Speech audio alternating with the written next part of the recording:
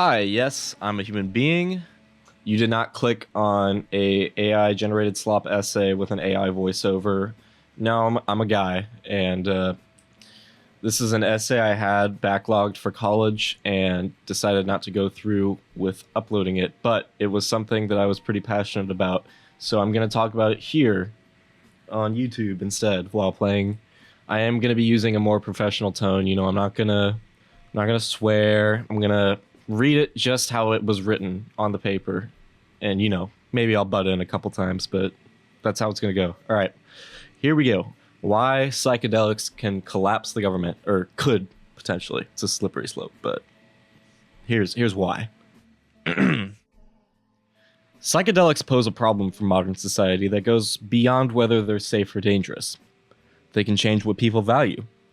Psychedelic experiences are often associated with feelings of interconnectedness, connection to other people, to nature, and sometimes to existence as a whole. The individual can feel less separate from everything around them. Status can seem less important, material success can seem less urgent, social structures that normally feel permanent can suddenly appear strangely artificial. And that creates an interesting conflict, because modern industrial society depends on almost the opposite mentality. It depends on ambition, competition, productivity, consumption, economic growth.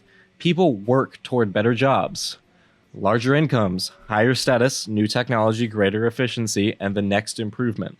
Companies are expected to grow. Economies are expected to expand.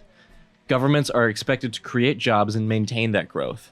And none of that is inherently bad. Modern medicine, transportation, infrastructure, communication, science, and technology exist because humans refuse to remain satisfied with what they already have. The problem begins when progress stops being something we choose and becomes something we are incapable of interrupting. There's always another goal, another deadline, another product, another promotion, another technology, another improvement. Society rarely seems comfortable saying, "This is enough for now." Psychedelics can interrupt that mentality. A person experiencing a strong sense of connection to other people may suddenly care less about being above them. Someone who feels unusually connected to nature may question why nature is treated primarily as a resource. Someone whose ordinary sense of individuality becomes less rigid may begin questioning the social divisions that normally seem obvious. And once that happens, a lot of society starts looking different. Money matters enormously, but humans invented it. Borders have real political consequences, but nature didn't draw them. Corporations, governments, professional titles, economic systems, political parties, and social hierarchies are all human constructions. That doesn't make them useless, it makes them optional. They exist because human beings created them, maintain them, and continue participating in them. And anything humans created can, at least in principle, be created differently. That realization is politically significant. A government doesn't survive through force alone, it survives because most people continue participating in the system around it. People work, they pay taxes, they use currency, they recognize property, they obey most laws, they pursue socially recognized goals. They generally accept the structure around them as normal. So a cultural movement that makes people question those assumptions can become politically disruptive even if the movement itself is peaceful. And the counterculture of the 1960s made that conflict visible.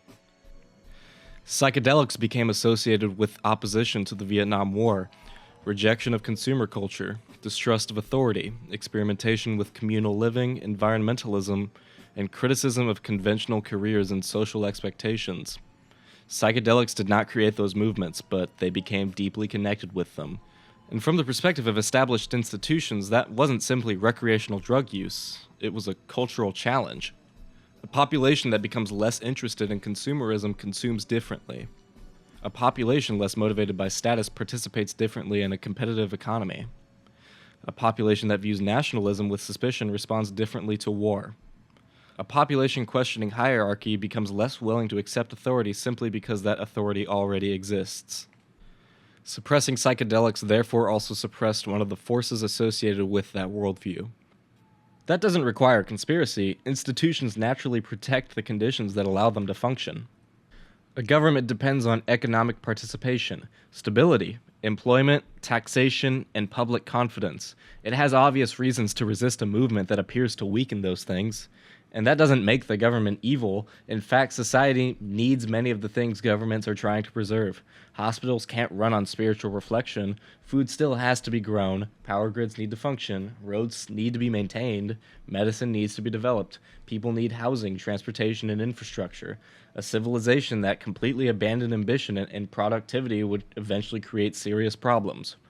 But the opposite extreme creates problems too. A civilization that never stops producing can eventually forget what production is for.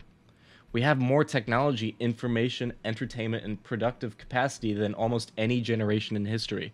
And people are still exhausted. People are stressed. People are lonely. People feel behind. We have become extraordinarily good at doing more without necessarily become better at knowing when enough has been done. And that's where psychedelic culture becomes valuable as a counterweight. Not because everyone should take psychedelics, not because abandoning modern civilization would somehow create a utopia, but because the values associated with these experiences challenge a culture that heavily favors the opposite values. They ask whether everything needs to grow, whether every moment needs to be productive, whether competition should dominate human relationships, whether technological advancement automatically means human advancement, whether a civilization becomes so focused on creating a better future that nobody gets to experience the present.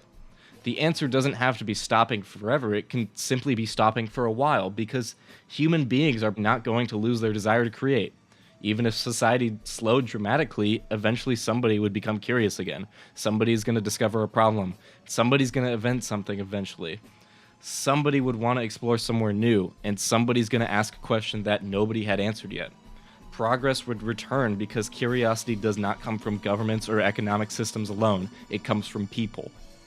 The important thing is preserving the ability to pause without treating the pause as failure. And this idea extends beyond psychedelics. Politics itself is built around competing values. Conservatives aren't wrong. Liberals aren't wrong. Republicans aren't wrong. Democrats aren't wrong. Different political traditions emphasize different things. One side may place more importance on stability, institutions, continuity, personal responsibility, and economic activity. The other may place more importance on reform, equality, social welfare, and questioning institutions that are no longer serving people adequately. Society needs both impulses. It needs people asking, what should we preserve? And it needs people asking, what should we change? The problem comes when one side holds the crown for so long that its priorities stop encountering meaningful resistance. The value of an opposing force is that it prevents any single worldview from becoming absolute. Psychedelic culture can serve a similar role. It doesn't need to defeat industrial society, it needs to challenge it. Productivity needs rest, individualism needs community, competition needs cooperation, progress needs reflection, stability needs disruption, and disruption eventually needs stability again.